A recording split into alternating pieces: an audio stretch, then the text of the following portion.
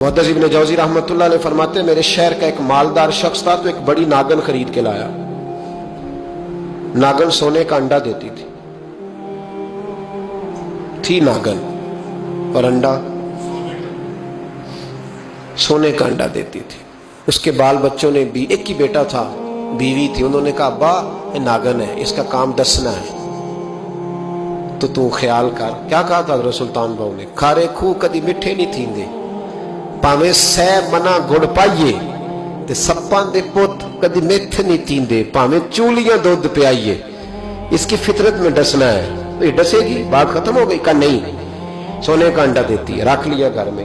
बकरी रखी हुई थी, पालतू बकरी, बकरी को नागन ने डस लिया, बकरी तड़प के मर गई। बीवी और बेटा कहने लगे ख्याल कर, बकरी को डस लिया ना उसने कहा बकरी कितने की? का 6 दिनार की। सोने का अंडा कितने का?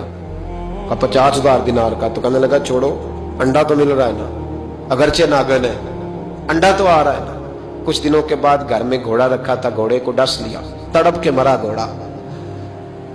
उसको फिर समझाया बीवी और बेटे ने कि बस कर दे, ये नागन है, ये डसेगी।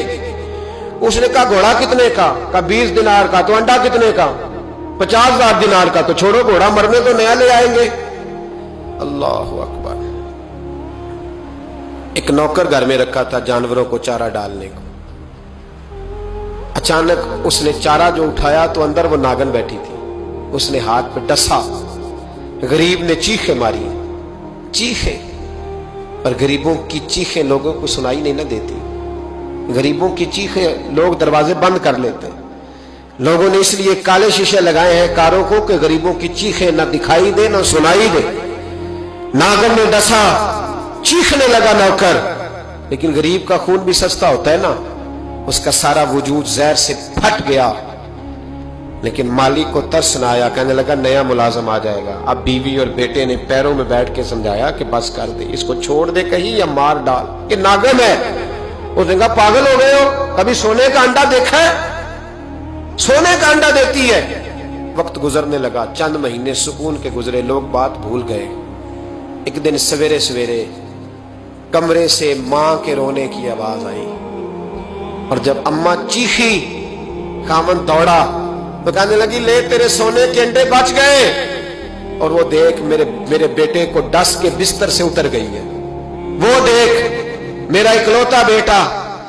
अभी बेटे को उठा के तबीब के पास ले जाने ही लगे थे, वो अपने घर के दरवाजे तक पहुंचा था कि जनाब इजराइल पहले तशरीफ ले आए। अब जब वापस आया, बेटे का जनाजा बड़ा मुश्किल है बाप के लिए उठाना, बड़ा मुश्किल है, बड़ा मुश्किल। रोने लगा, चीखने लगा। एक बेटा वो भी पर्दा कर गया। जनाजा उठा, लोग उसको दफन करने के लिए निकले तो मां ने भी सारा सामान समेटा।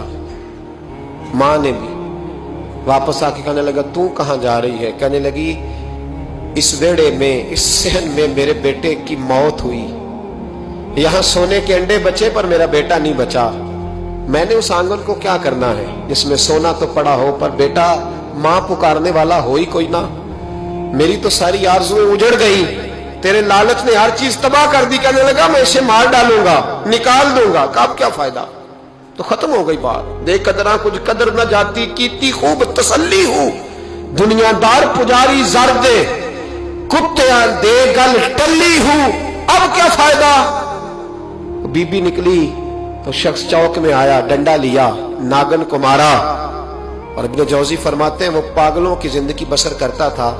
उसके दाएं बाएं सोने के अंडों का ढेर लगा होता था। वो लोगों को कहा करता था मेरे जैसे लालची न बनना, मेरे पास ना बीवी बची, ना बच्चे बचे, ना घर बचा, ना कोई वफादार बचा। हाँ मेरे पास दौलत बच गई। आज लोगों ने दौलत बचाई, दौलत बचाई, दौलत सगा भाई अलहदा कर दिया, बहन से मुलाकात तर्क कर दी, ये पैसे मांगती है। लोगों ने हर रिश्ता नाता तोड़ दिया, दौलत बचाई, दौलत।